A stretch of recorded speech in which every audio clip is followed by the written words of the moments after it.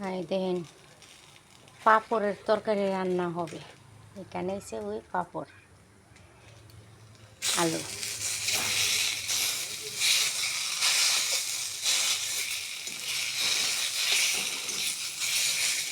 পেঁয়াজ দিছি, জিরা ধনিয়া সব কিছু দিলাম।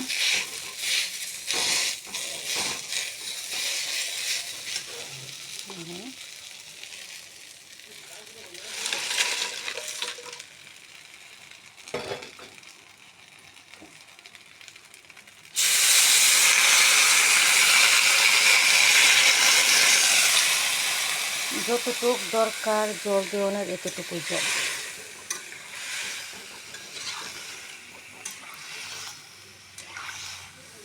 আপনারা জানি কান্নি করতে পারতাম না, আমরা তো সবসময় খাই পাঁপড় এভাবে বাচ্চা রান্না করে তরকারি।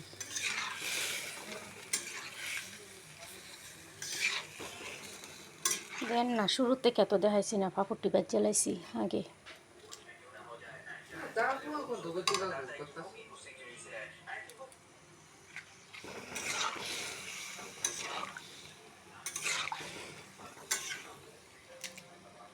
কেমন হয় এটা তো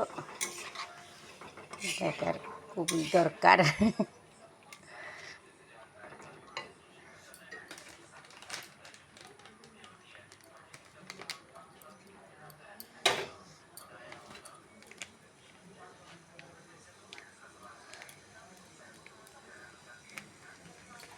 আমরা তো পাঁপড় খাই পেঁয়াজ টিয়াজ দিয়ে, অনেক সময় টিফিন খাই বিকাল দিকে।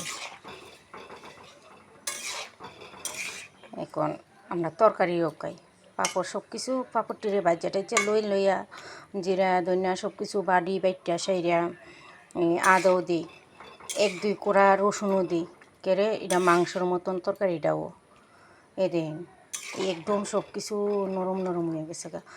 আলু ভাঙ্গা সেরা আলু ভাঙ্গা এই তোমার ইয়ে করে রান্ধি।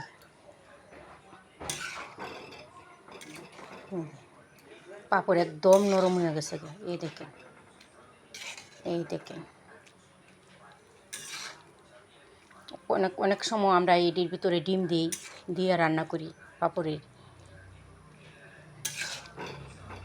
ডিম রান্না করি। এই দেখেন আপনারা সামনেই সব কিছু করলাম। দেখে অনেকে পাঁপড়ের তরকারি কীভাবে একদম